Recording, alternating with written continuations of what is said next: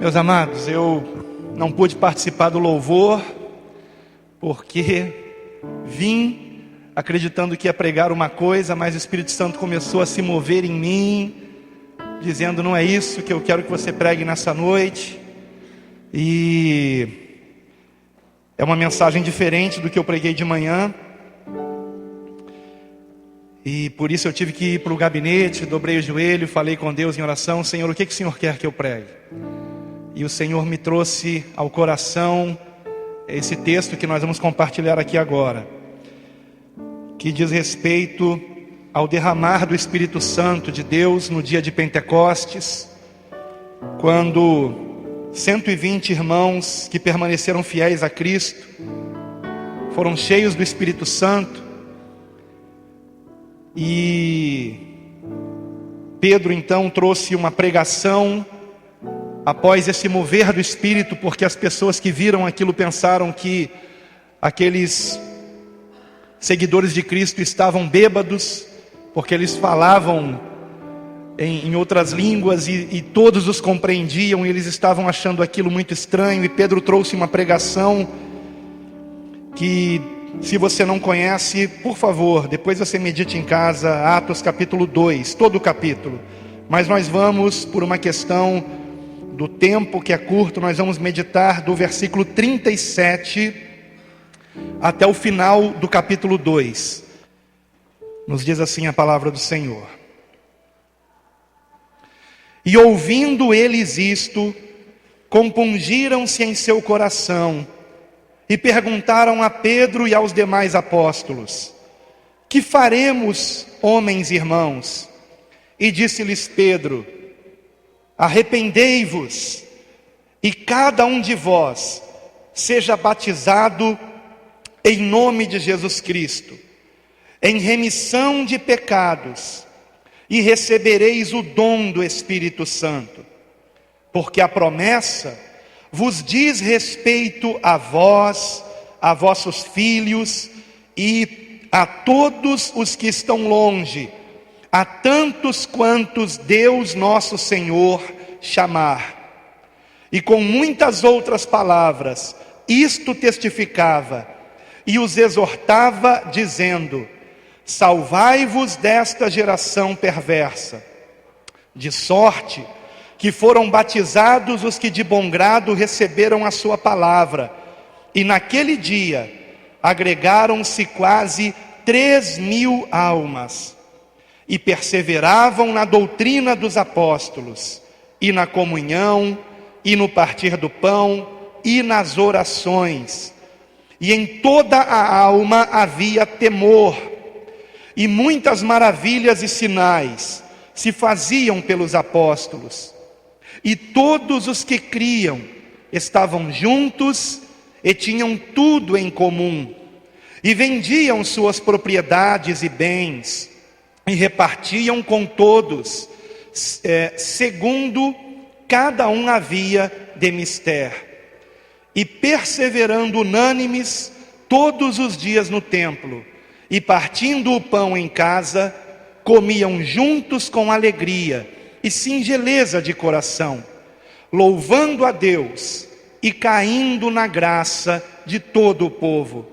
E todos os dias acrescentava o Senhor à igreja aqueles que se haviam de salvar. Amém? Os irmãos podem sentar-se. Que Deus fale conosco pela sua palavra. Essa é a minha esperança e oração em nome de Jesus.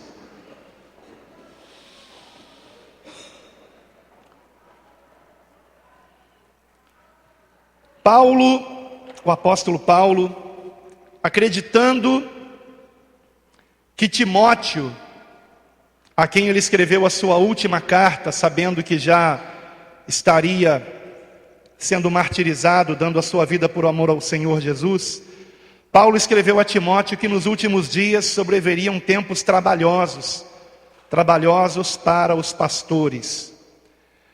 E, irmãos, eu tenho me sentido bastante cansado de pastorear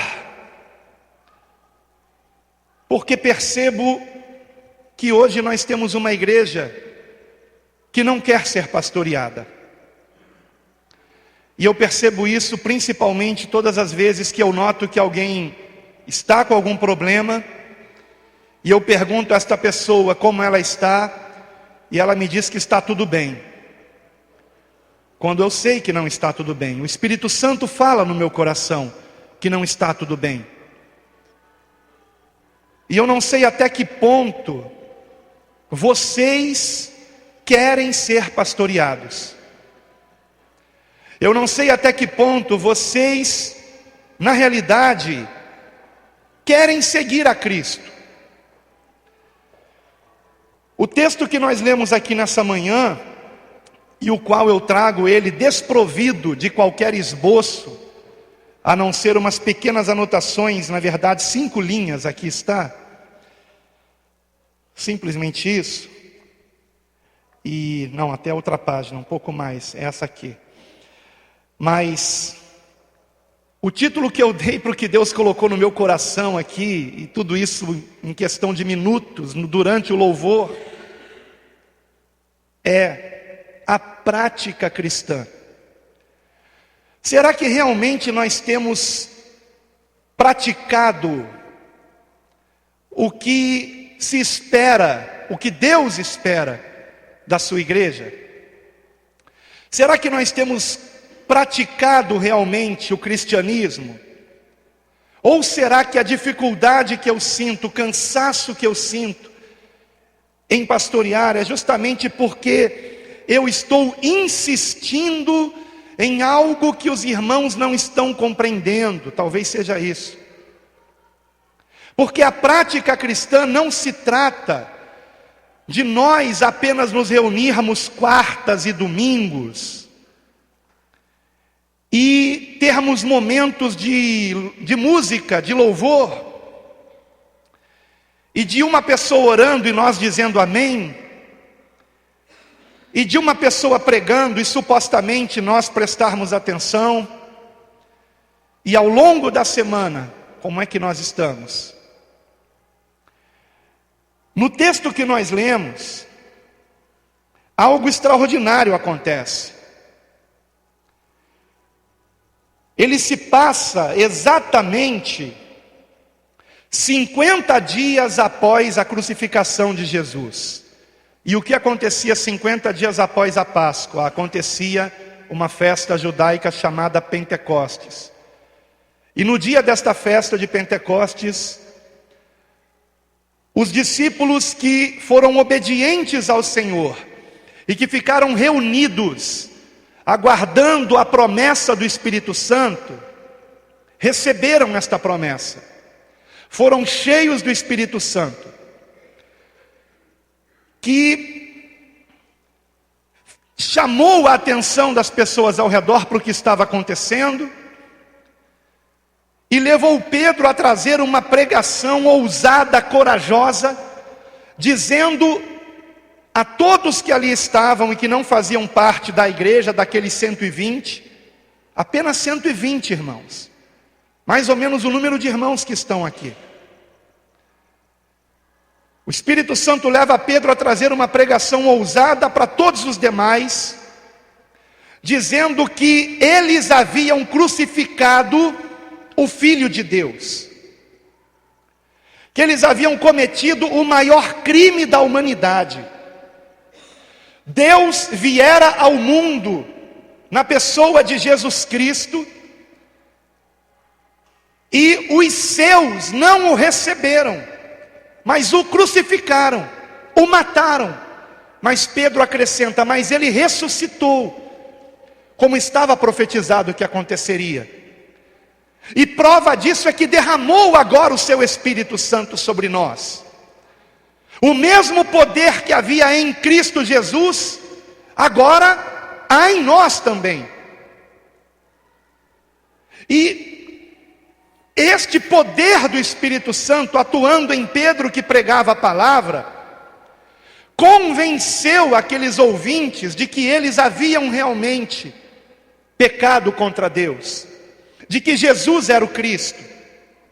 E a palavra diz que então, com o coração quebrantado, compungido, aqueles homens perguntaram a Pedro: que faremos?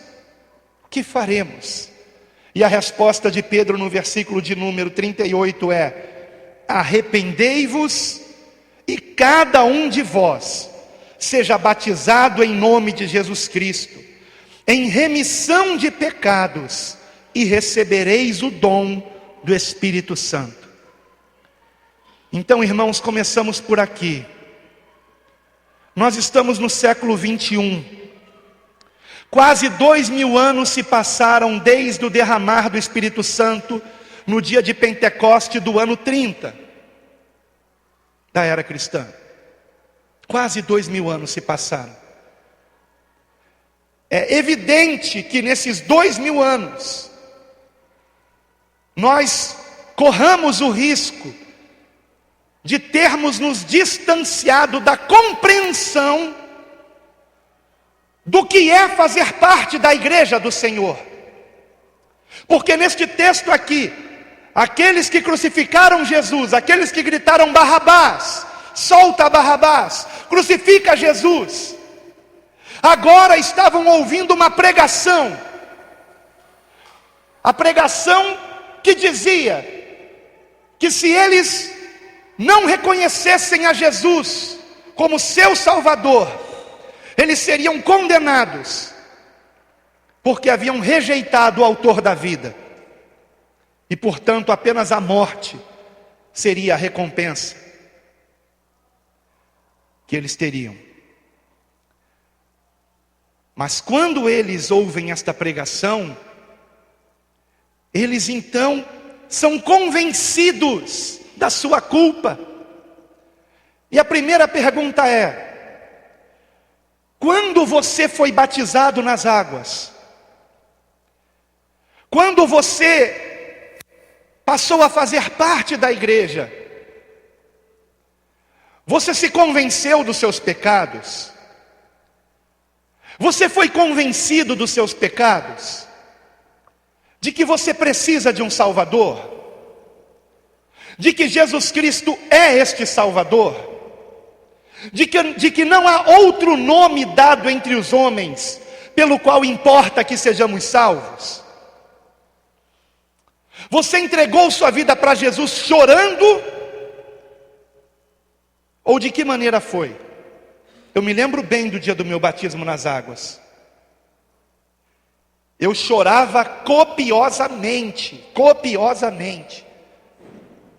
de soluçar, irmãos. O primeiro na minha família e na minha parentela. E eu digo isso para a glória de Deus, a declarar: Jesus Cristo é o Senhor. Para a glória de Deus eu digo isso. Meus pais não queriam saber de Jesus, embora se dissessem católicos. Muito menos meus tios, nem primos, avós também não. Fui o primeiro, pela misericórdia de Deus. Mas vi meu pai se converter a Jesus, e ele, para a glória de Deus, partiu salvo. Minha mãe, que me parecia impossível se converter, hoje também é uma adoradora de Cristo, para a glória de Deus. Estava aqui conosco de manhã. Mas será que nós todos estamos compreendendo? Porque estamos no século 21, irmãos. Estamos numa era muito perigosa, estamos às vésperas da volta de Cristo. E tudo quanto foi dito a respeito destes dias é que seriam dias muito perigosos. Seriam dias de frieza espiritual. Seriam dias trabalhosos para se pastorear. Não são dias trabalhosos para se fazer culto. Não são. É fácil fazer culto. É por isso que tem tanta igreja abrindo facilmente. Que é fácil. Você aluga um espaço ou compra um espaço, coloca cadeiras, coloca um altar, um púlpito, chama alguém que cante bem, alguém que seja carismático para conduzir o culto, para atrair as pessoas, alguém simpático na portaria para receber com carinho. Isso tudo é muito fácil, irmãos. Isso tudo é muito fácil, mas ser igreja não é nada disso mesmo. Por 300 anos, irmãos, a igreja do Senhor não se reuniu em templos como esse aqui. As reuniões eram nas casas, na maior simplicidade possível. No início, se reuniam sim, no templo de Jerusalém. Só que esse templo, 40 anos depois dessa data aqui, ele foi derrubado pelos romanos, no ano 70 depois de Cristo. E então os cristãos ficaram apenas se reunindo nas casas, e secretamente, porque começou uma grande perseguição contra os cristãos. Perseguição por parte de judeus e por parte dos romanos, dos pagãos. Então eles se reuniam secretamente. Por quê? Porque eles sabiam que sem Jesus estariam perdidos. Eu pergunto a você, se as igrejas se fechassem hoje em dia, todas elas, se não houvesse mais igreja evangélica, você correria para o catolicismo? Para o espiritismo? O que você faria?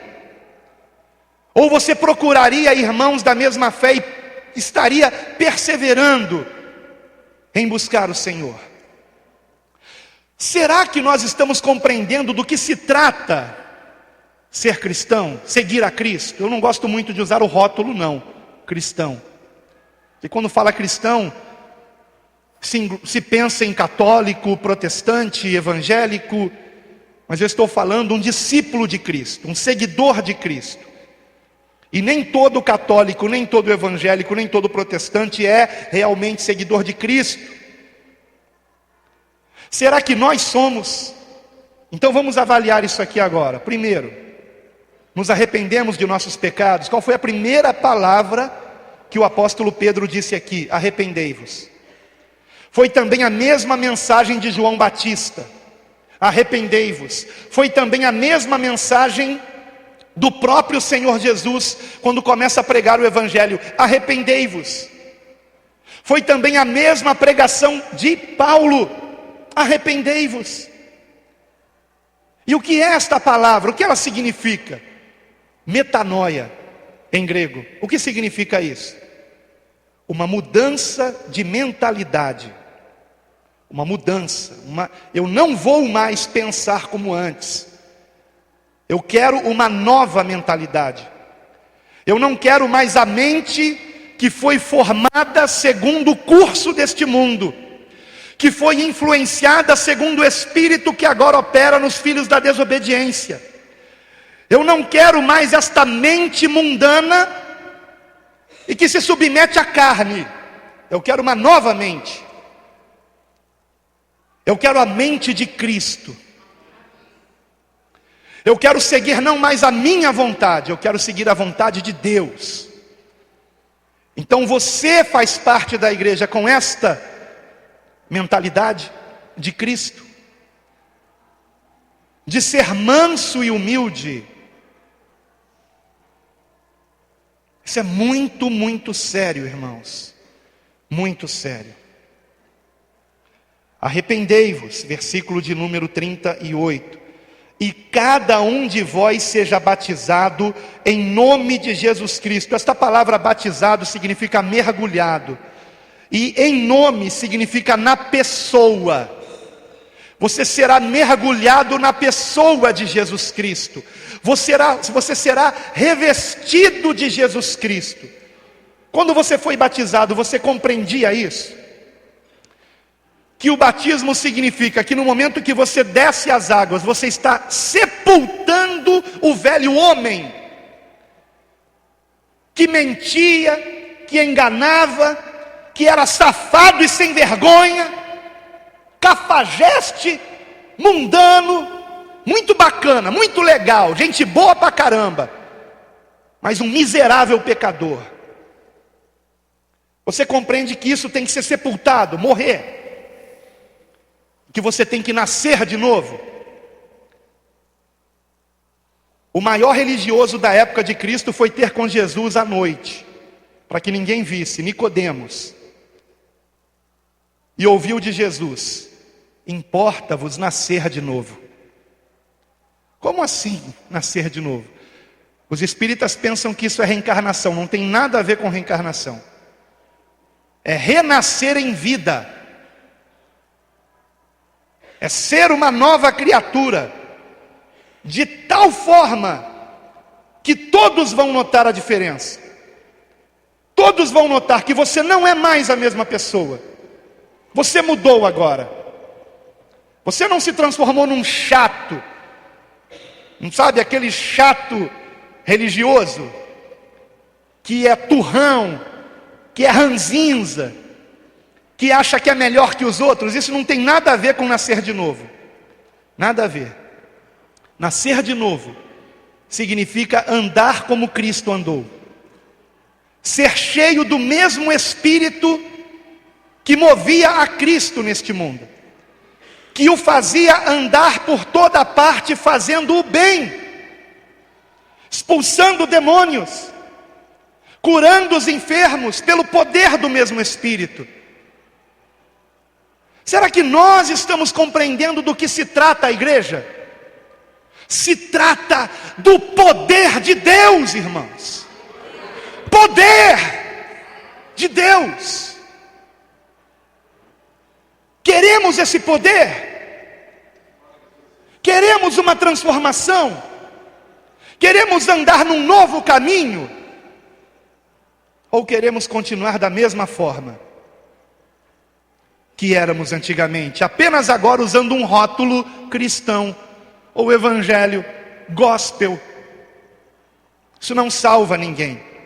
Se você não nascer de novo, você não tem salvação. Em primeiro lugar, arrependimento. Em segundo lugar, a renovação do Espírito. Receber o Espírito Santo de Deus. Veja comigo no versículo 38. E recebereis o dom do Espírito Santo. A palavra dom significa presente. É um presente de Deus. É uma recompensa, é algo bom, algo maravilhoso, dado pelo nosso Pai. Será que nós recebemos esse presente de Deus? Ou será que não recebemos porque não demos o passo número 1? Que é nos arrependermos, que é reconhecermos que precisamos de uma mudança, precisamos ser uma nova criatura. Precisamos ser uma nova criatura. Agora, uma nova criatura, ela terá as seguintes características. Versículo 40. Vamos ler o 39, só para não pularmos esse versículo. Porque a promessa do Espírito Santo, vos diz respeito a vós, ou seja, os daquela época, a vossos filhos, o da geração seguinte, e a todos os que estão longe, de outras gerações, de outras nações, a tantos quantos Deus nosso Senhor chamar. E Ele nos chamou. 2000 anos se passaram, mas a promessa continua sendo cumprida. O Espírito Santo continua sendo derramado. Pessoas continuam sendo transformadas, se arrependendo de seus pecados e sendo uma nova criatura, para a glória de Deus. Agora, se realmente nos arrependemos e fomos batizados na pessoa de Jesus Cristo, em nome de Jesus Cristo, revestidos de Jesus Cristo, se temos o Espírito Santo de Deus, algumas características irão nos acompanhar. Primeira, versículo 40, diz assim o texto: e com muitas outras palavras, isto testificava, e os exortava, dizendo: salvai-vos desta geração perversa. Primeira característica: nós estaremos dando ouvidos à palavra de Deus, às exortações bíblicas. O texto diz que com muitas outras palavras, ou seja, Pedro trouxe muitas outras pregações além dessa aqui. Muitas outras exortações. E quando acontecia isso? Só aos domingos? Não, todos os dias. Todos os dias. O texto vai dizer isso, nós lemos aqui. Todos os dias. As pessoas queriam ouvir pregações. Eu glorifico a Deus quando eu vejo irmãos compartilhando pregações edificantes pelo WhatsApp, pelo Facebook. Eu glorifico a Deus e eu vejo isto como uma característica de alguém que nasceu de novo. Agora, se você compartilha comédias, zombarias, coisas ridículas, talvez você não tenha nascido de novo. E eu digo isso para o seu próprio bem. Porque eu creio no Espírito Santo. Eu creio que o Espírito Santo nesse momento está convertendo vidas aqui para a glória de Deus. Eu creio nisso. Eu creio nisso. Então, a primeira característica é receber a palavra. Agora vejam, versículo ouvir, dar ouvidos às exortações, versículo 40. Salvai-vos desta geração perversa. Este era o resumo da pregação de Pedro. O resumo da pregação de Pedro era a seguinte frase: salvai-vos desta geração perversa. Então aqui está a segunda característica. Estamos percebendo que a geração deste mundo é perversa. Estamos percebendo que o mundo jaz no maligno, ou estamos nos deleitando nele, nos esbaldando nesse mundo, comendo dos manjares que o maligno coloca diante de nós, pela televisão, pela internet, no seu ambiente de trabalho, de escola, em casa às vezes até. Você faz a vontade de Deus ou do mundo? Então, a segunda característica é a vigilância. A vigilância. Nós estamos o tempo todo vigilantes de que vivemos no meio de uma geração perversa. Salvai-vos desta geração perversa. Estamos em risco. Aquele que não perseverar até o fim não será salvo. Jesus disse: aquele que perseverar até o fim será salvo. Então, mais importante que o nosso início da caminhada é o final da caminhada. E se nós estamos aqui respirando é porque não chegou ainda o final da nossa caminhada. E quando ele acontecer, nós estaremos salvos ou não? Perseveramos nessa caminhada ou não? Ou perseveramos apenas em estar domingo na igreja, quarta-feira na igreja, um dia de semana, no encontro nos lares? Essa é a questão. Outra característica, vamos acompanhar o texto. Versículo 41. De sorte que foram batizados os que de bom grado receberam a sua palavra. Quem é que tem que ser batizado? Quem recebe as pregações, a palavra de Deus de bom grado, com boa vontade. A palavra de Deus já incomodou você em alguma pregação? Eu espero que sim. Eu espero que sim. Aliás, eu espero que esta palavra esteja incomodando em algum ponto a todos nós. A todos nós aqui. Porque é quando a palavra de Deus nos incomoda, é que o Espírito Santo está trabalhando em nós. Está nos convencendo do nosso pecado, está nos mostrando: você precisa de mudança, você precisa se arrepender, você precisa ser uma nova criatura. E qual é a tua resposta quando a palavra de Deus incomoda você? Você recebe isso de boa vontade, ou você fica zangado, aborrecido? É difícil, irmãos, pastorear uma igreja se eu não posso trazer certas pregações. Mas eu glorifico a Deus, porque eu não vejo isso aqui. Mas essa mensagem indo para a internet, certamente vai atingir pessoas que têm esse problema. Eu não creio que vocês tenham. Eu, francamente, sinceramente, eu espero que todos vocês recebam a palavra de bom grado no coração. Esta é uma característica de uma pessoa convertida. Pessoa que sai do culto reclamando da palavra, dizendo que o pastor jogou indireta. Meus amados, eu tenho mais o que fazer. Eu não fico no momento de preparar um esboço pensando em A, B e C. O meu único pensamento é: Senhor, o que tu queres dizer para as tuas ovelhas? Grande é a minha responsabilidade. É um peso, irmãos, de responsabilidade. Ai de mim se não pregar o que Deus quer que eu pregue. E será que nós estamos entendendo isso? É muito fácil julgar o pregador, julgar o pastor. Difícil é estar no lugar dele. Difícil é estar diante de tantas pessoas, correndo o risco de dizermos algo que faça esta pessoa ficar aborrecida conosco. A minha intenção não é aborrecer vocês. A minha única intenção é a salvação de vocês.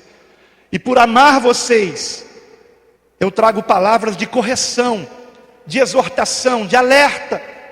Salvai-vos desta geração perversa. Você recebe isso de bom grado? Essa é outra característica. Outra característica, vamos ver aqui. Versículo 41. De sorte que foram batizados os que de bom grado receberam a sua palavra, e naquele dia agregaram-se quase 3.000 almas, e perseveravam na doutrina dos apóstolos. Perseveravam na doutrina, ensinamento, instrução bíblica. Você persevera, você se esforça em andar no caminho que deve andar, porque o Espírito Santo de Deus em nós nos dá condições disso, irmãos. Por isso João, na sua primeira epístola, escreveu: os mandamentos de Deus não são penosos. Por que seriam? Por acaso é penoso fazer o bem ao próximo? Por acaso é penoso perdoar os que te ofenderam? É penoso orar pelos que te perseguem? Se for penoso para você, é porque você não nasceu de novo. Se ao ler o Sermão do Monte que o pastor Sandro tem trazido aqui, esta série que já está na 16ª pregação. 16ª, pastor. Glória a Deus pela sua vida. Se ao lermos o Sermão do Monte acharmos impossível, é porque não temos o Espírito Santo, não nascemos de novo.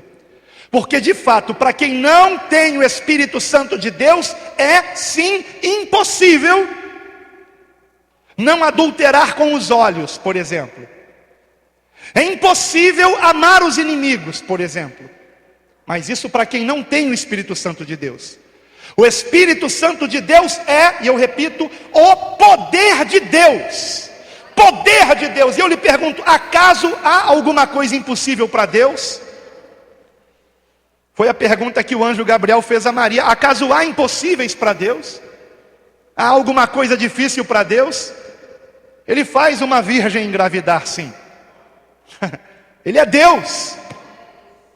Tudo é possível para Ele. E Ele tem o poder de nos mudar. O maior milagre, irmãos, não é um cego físico enxergar, um paralítico andar, um surdo ouvir, um mudo falar. O maior milagre não é um morto ressuscitar, mas o maior milagre é tudo isto acontecer a nível espiritual na nossa vida. Nós estávamos mortos em nossos delitos e pecados, e o Senhor nos deu vida, uma novidade de vida, nos ressuscitou com Ele. Aleluia! Somos uma nova criação de Deus, para a glória de Deus. É isso que Deus espera de nós. O Senhor espera que venhamos abalar esse mundo com o Evangelho, sendo instrumentos dEle. Aleluia. No dia de Pentecoste, 120 Cristos surgiram de uma hora para outra sobre a terra. Imagine o susto dos demônios. Agora 120 pessoas tinham o mesmo poder que Cristo, para expulsá-los dos homens, para repreendê-los, o mesmo poder para, em nome de Jesus, curar enfermos, de uma hora para outra. Só que teve mais 3.000, e depois mais 5.000, e continuou crescendo e crescendo e crescendo. E a prova de que o Evangelho é o poder de Deus para a salvação de todo o que crê, é que 2.000 anos se passaram e esse Evangelho continua vivo e operante para a glória de Deus. Aleluia. Mas a pergunta é: está operante na sua vida? Ou para você seguir a Cristo é uma coisa monótona e sem graça? Você entende no que é que nós estamos envolvidos, irmãos? Numa grande obra, a maior de todas, a mais maravilhosa, e por isso se chama obra de Deus. Aleluia. Não é obra de homem, nós somos apenas instrumento na mão dele. Será que nós estamos nos colocando na mão dele? Será que nós estamos nos enchendo do Espírito Santo de Deus? E para que isso aconteça, estamos recebendo a pregação de bom grado, ou ficamos criticando, reclamando, murmurando? O Senhor Jesus disse: aquele que comigo não ajunta, espalha. Se você não se reúne aqui para receber de bom grado a palavra de Deus, mas fica indo contra o que é pregado, indo contra as decisões da igreja, direcionadas pelo Espírito Santo, será triste o seu fim. Mas eu espero que ninguém faça isso aqui, de todo o meu coração. Eu não sei de nada disso, eu só estou alertando aqui: salvai-vos desta geração perversa, porque os perversos agem assim. Os perversos é que falam mal do próximo quando ele está ausente. Os perversos é que fazem isso. Quem nasceu de novo não age assim. Quem nasceu de novo não se sente bem de falar mal de uma pessoa ausente. Quem nasceu de novo fica incomodado com isso. Quem nasceu de novo imediatamente interrompe e diz: vamos orar por essa pessoa. Ou então, por que você não vai dizer isso para ela ao invés de falar para mim? Será que estamos recebendo a palavra de bom grado, a palavra que nos ensina a amar os inimigos, a palavra que nos ensina a abençoar os que nos amaldiçoam e não a amaldiçoá-los de volta, a palavra que nos ensina a fazer o bem aos que nos fazem o mal e não a pagar com a mesma moeda, a palavra que nos ensina a orar pelos que nos perseguem e não a persegui-los ou nos vingarmos deles?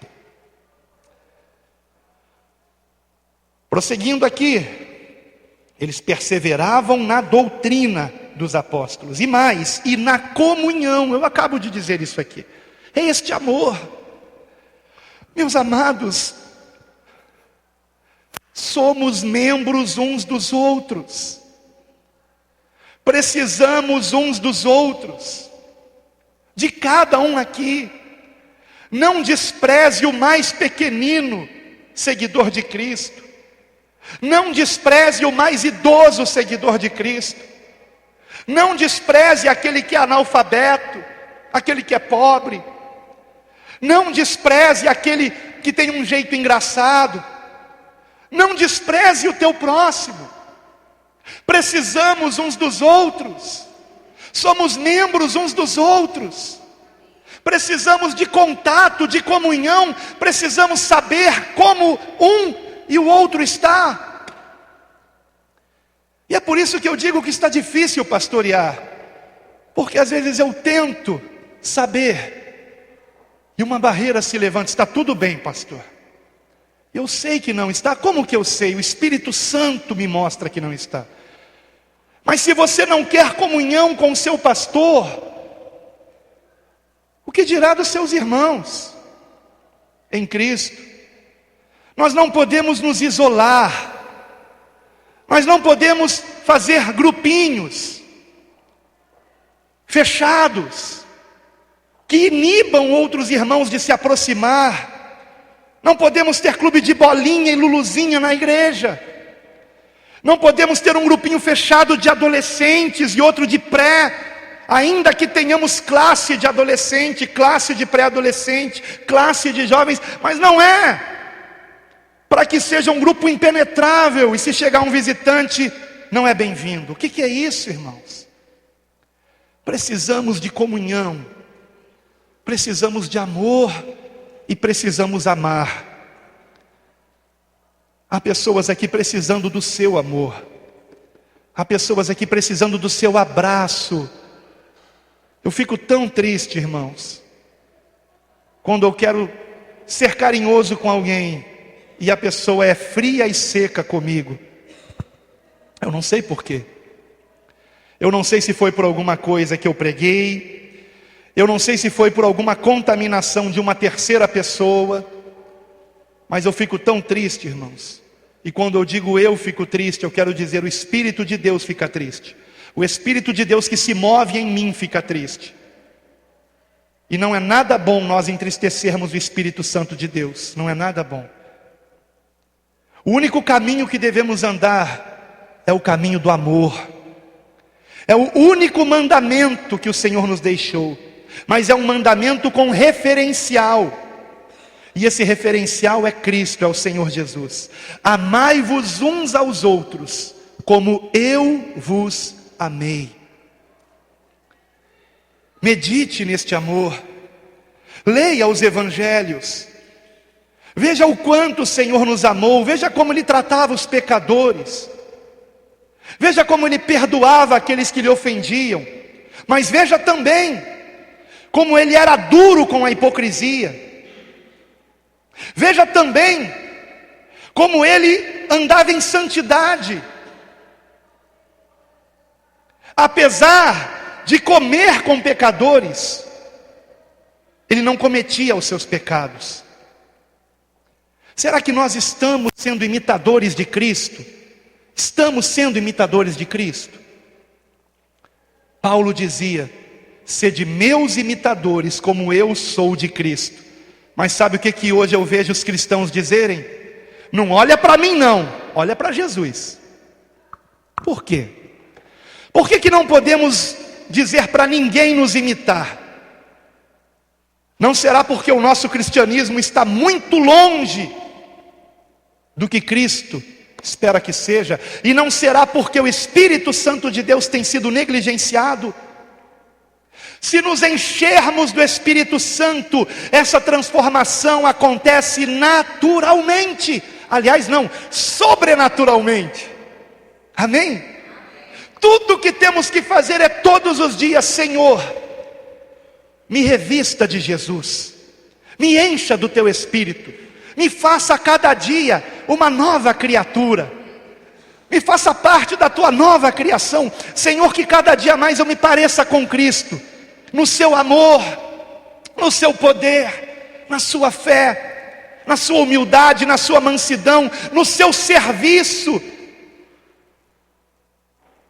Será que nós queremos nos parecer com Cristo? Ou nem isso? Nem isso. Disto se trata a igreja. A igreja é o corpo de quem? É o corpo de Cristo. Significa o quê? Que cada um de nós somos pequenos cristos, e daí vem a palavra cristão. Somos imitadores dele, somos parte dele nesta terra. Temos uma grande missão, amados. E não permita que o maligno engane você. dizendo que você não é capaz. Aliás, é verdade, nenhum de nós é capaz. A nossa capacidade vem de Deus.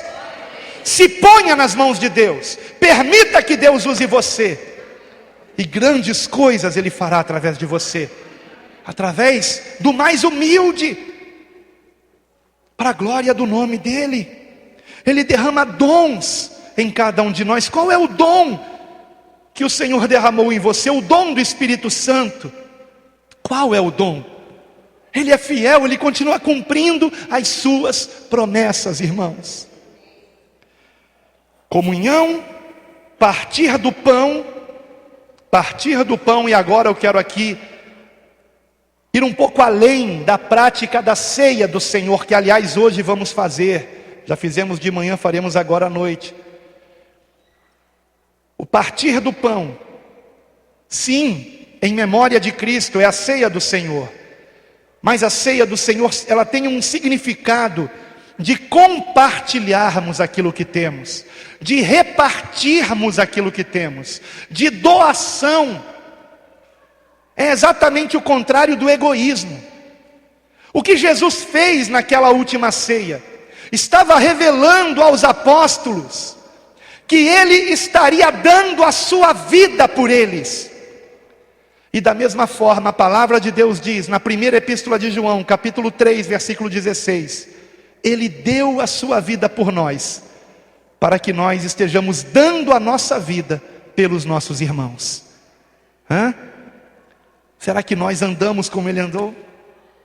Dispostos a sacrifícios. O que adianta a gente comer um pedaço de pão, beber um cálice de vinho ou suco de uva, e no entanto, no nosso dia a dia, nós negamos a Cristo, sendo egoístas, individualistas, fechados no nosso mundo impenetrável, aonde ninguém pode saber dos nossos problemas, ninguém pode saber que nós somos sim seres humanos, que têm sentimentos, que precisam de aconselhamento, de oração, de comunhão.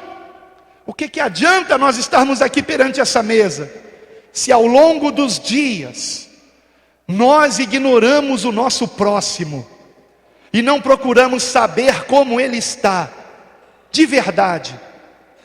E se ao sabermos que ele está com algum problema, não nos esforçarmos para ajudá-lo? Há um relato histórico sobre os cristãos. Eu já comecei uma pregação com este relato. Esta pregação, se não me falha a memória, está na internet. Se estiver no YouTube, eu vou colocar neste vídeo que está indo para o ar, estará indo para o ar, ali a sugestão desta mensagem. O pastor Sandro também já fez a leitura disso. É um relato histórico de como viviam os cristãos. Amados, os cristãos chegavam a ponto de jejuar 2, 3 dias, para suprir as necessidades daqueles que estavam passando fome. Eles pegavam o que tinham na despensa e davam para quem tinha necessidade, e passavam fome fazendo daquilo motivo de jejum, o verdadeiro jejum, o jejum aconselhado no livro do profeta Isaías. O que adianta eu deixar de comer se eu não compartilhar o meu alimento com quem tem fome? Então imagine, irmãos, estamos há 2000 anos disso aí. Essa é a distância que nós estamos disso. Então será que quando o Senhor olha para a igreja de hoje, Ele reconhece a sua igreja? Ele nos reconhece verdadeiros seguidores de Cristo? Temos uma prática cristã ou apenas uma prática de religiosidade? No partir do pão e nas orações. Amados, eu ouvi uma frase de um pastor que disse: se você não ora, se você não tem uma vida de oração, você não é um cristão. Você não é um cristão. Se você não ora, você não é um cristão. Porque o Espírito Santo de Deus em nós nos leva a buscar ao Pai, por meio do Filho Jesus Cristo. O Espírito Santo de Deus em nós nos leva a querer cada dia mais intimidade com o Pai. Então, se nós não oramos diariamente, eu não estou falando de reza, eu não estou falando daquela reza na hora de comer, ou daquela reza na hora de dormir, Senhor, obrigado por esse dia, amém. Não, estou falando de oração, de intimidade, de você compartilhar com Deus a sua vida. Ah, pastor, mas Ele sabe. Sim, Ele sabe, mas Ele quer a sua amizade. Ele quer que parta de você. É a mesma coisa que eu saber, e às vezes eu sei, de alguém que está com algum problema, porque o Espírito Santo me mostra, e eu pergunto a esta pessoa, está tudo bem? E a pessoa me diz, está tudo bem. Está mentindo, não está bem. O mesmo acontece quando nós não oramos e compartilhamos com o Pai as nossas ansiedades, as nossas aflições. É a mesma coisa. Eu sei que o irmão está com problema, mas se o irmão não falar comigo, que comunhão haverá entre nós? Eu não posso obrigá-lo a abrir o seu coração para mim, não posso. Da mesma forma, Deus não vai obrigar você. Agora, se você realmente nasceu de novo, você não consegue ficar muito tempo sem orar, sem falar com Deus, sem ter essa comunhão com Ele. E lamentavelmente, irmãos, nós vemos hoje a pior geração de cristãos de todos os tempos, porque é uma geração que não ora mais. Se não me falha a memória, acerca disso a pastora Fabiana ontem disse uma frase, eu não sei se você vai se lembrar, pastora. Lembra qual foi? Muito bom. A pastora Fabiana disse: quem não ora é um ateísta na prática. Sim, você está citando alguém, sabe quem é que disse isso? Lucinho Barreto, né? Pastor Lucinho Barreto. Quem não ora é um ateísta na prática. Você sabe que é um ateísta, alguém que não crê em Deus. E é verdade. A maior prova de que nós realmente cremos em Deus é a nossa oração. Mas qual oração? A oração aqui na igreja? Não, irmãos, aqui está todo mundo olhando. Só Deus sabe quem realmente está orando porque crê nele, ou quem está orando porque faz parte de um movimento, está todo mundo orando, eu vou fazer a mesma coisa. Só Deus sabe. Agora eu estou falando de oração secreta, dia a dia, intimidade com Deus, buscar a Deus no secreto. Será que nós somos ateus? Isso é muito grave, irmãos. Jesus disse: quando o Filho do Homem voltar, vier a esta terra, porventura achará o Filho do Homem fé na terra? Isso foi profético, irmãos, porque quando Jesus disse isso, foi no contexto da oração. O Senhor havia acabado de contar a parábola daquela viúva que importunava o juiz para que ele lhe atendesse. E o Senhor conclui a parábola dizendo: ouça o que disse esse juiz iníquo. Porventura não fará Deus justiça aos seus servos, que dia e noite clamam a Ele, ainda que pareça demorado em atendê-los? Mas porventura, quando o Filho do Homem voltar, achará fé na terra? Ou seja, achará pessoas que ainda clamam a Deus de dia e de noite? Antigamente, locais como esse eram conhecidos como casa de oração. Agora são conhecidos como casa de show gospel. O Senhor nos chama à oração. Precisamos buscar a Deus de todo o coração e precisamos buscar em quebrantamento, porque, irmãos, é bem possível que entre nós hajam, irmãos, pessoas que nunca se converteram, porque não se arrependeram realmente de seus pecados. Estão participando de um movimento religioso, mas não estão compreendendo o que é ser igreja. Ser igreja é ser nova criatura, é andar em comunhão. Não existe igreja do eu sozinho. Se você é uma pessoa que se isola, que não tem comunhão com os irmãos, que fica escolhendo, com esse eu falo, com esse eu não falo, com esse eu falo, com esse eu não falo, para esse eu sorrio, para esse eu faço cara feia, você é do diabo. Simples assim. Então, em nome de Jesus, se arrependa. Perto está o Senhor, irmãos. Aquele que nasceu de novo não somente reconhece quem é o Pai e ouve a sua voz e o obedece. Aquele que nasceu de novo reconhece também que tem um único inimigo, que é Satanás. E é ele que está por trás das contendas, das inimizades, dos disse-me-disses. É o diabo que está por trás disso. Pelo amor de Deus, salve-se disto, salve-se dessa geração perversa. Se arrependa, perdoe aqueles que te ofenderam, porque o único interessado que você guarde mágoas e ressentimentos é o diabo. Somente ele, somente ele. É ele que quer que você continue sendo rancoroso. É ele que quer que você continue tratando as pessoas com frieza.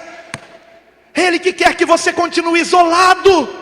É ele que quer que você continue criticando a própria igreja que você congrega, falando mal do pastor que ora por você. Pelo amor de Deus, irmãos, vamos acordar. Todos os sinais da volta de Cristo estão nos alertando. Perto está o Senhor. Aleluia. Eu quero que Ele venha, mas eu quero que Ele venha para uma igreja lavada e remida no seu sangue vertido na cruz do Calvário. Eu quero que vocês entrem nas moradas eternas comigo. Eu não quero que ninguém fique para trás, irmãos. Ninguém, nenhum de vocês. Eu quero encontrá-los no céu, queridos, todos vocês. Então, em nome de Jesus, vamos nos arrepender. Do que você tem que se arrepender? O que você tem que confessar a Deus? O quanto você e eu temos que chorar neste momento? Eu convido você a orar comigo agora, amém? Vamos falar com Deus. Feche os seus olhos, por favor.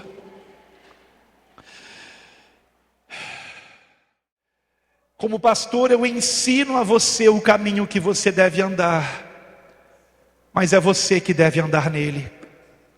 Eu não posso andar por você. Eu só posso lhe ensinar o caminho. E este é o caminho do arrependimento, o caminho de ser uma nova criatura, de nos revestirmos de Jesus Cristo, o caminho de nos enchermos do seu poder, do Espírito Santo, o caminho de nos entregarmos à sua vontade, a nos perdoar uns aos outros, porque qual é o pai que quer ver os seus filhos brigados? Nenhum pai quer isso. Quando os meus filhos têm alguma desavença, imediatamente eu os coloco um diante do outro e os faço pedir perdão e se abraçarem. O nosso Pai Celestial é a mesma coisa, irmãos. O nosso Pai Celestial quer que nos amemos uns aos outros, quer que nos perdoemos uns aos outros. Mas como tem sido trabalhoso pastorear, irmãos. Como tem sido trabalhoso, como tem sido difícil pastorear uma geração que não tem mais reverência a Deus. Uma geração que não tem mais zelo com a sua obra, que não respeita mais pastores, pessoas mais velhas, mais experientes. Mas eu tenho esperança, irmãos. Eu creio no poder da palavra de Deus. Eu creio no Espírito Santo de Deus. Eu creio que o Espírito Santo de Deus é poderoso para nos transformar numa nova criatura. Eu creio que continua havendo todos os dias novos nascimentos por toda parte. Eu creio que isso pode acontecer aqui. Eu creio que pessoas podem ser revestidas do poder de Deus, a ponto de serem irreconhecíveis por seus parentes e pessoas que conheceram o seu passado. Mas a questão é: você quer Jesus? Você quer fazer parte do seu reino? Reino de justiça, paz e alegria, reino de santidade e de amor? Ou você quer continuar na rebeldia do pecado? É disso que se trata a pregação do Evangelho. É uma boa notícia de que o Senhor está disposto a perdoar você e a derramar em você o seu poder transformador, a porção do seu próprio Espírito, Espírito de santidade, Espírito Santo. Você o quer? Você quer o Espírito Santo? Essa é a questão. Você quer?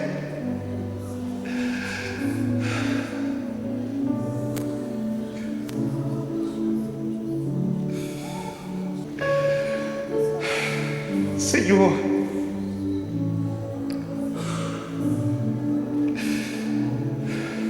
tudo é possível para Ti, Pai. Tudo é possível para Ti, Senhor.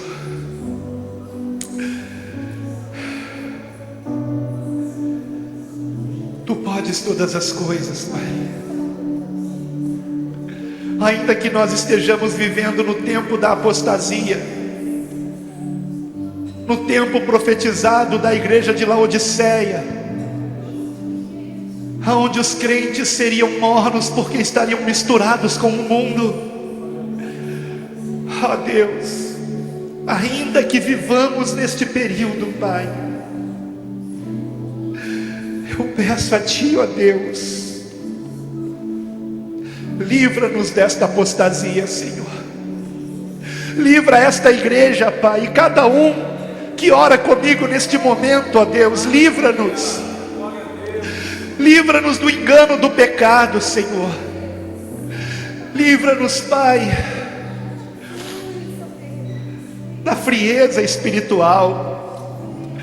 Livra-nos de contaminarmos o nosso coração com os manjares deste mundo, com os vídeos, filmes que circulam na internet, nos canais de TV.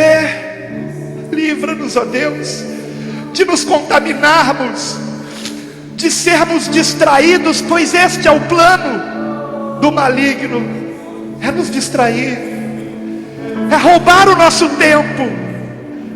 Mas, Senhor, que dediquemos mais tempo à oração, Pai. Perdoa-nos, Pai.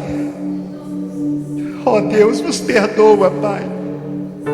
Nos perdoe, Pai, por dedicarmos tão pouco tempo para Ti,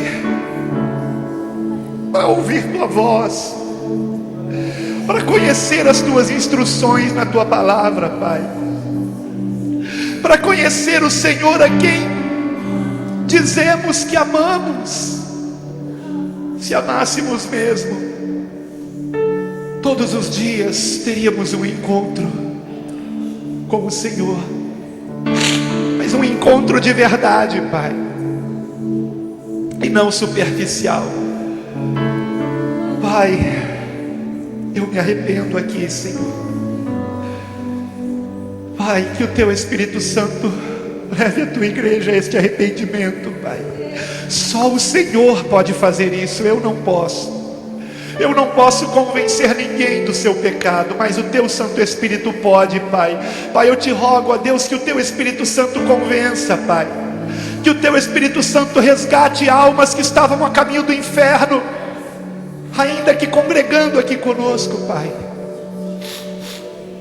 Que o Teu Espírito Santo, ó Deus, nos salve desta geração perversa, Pai.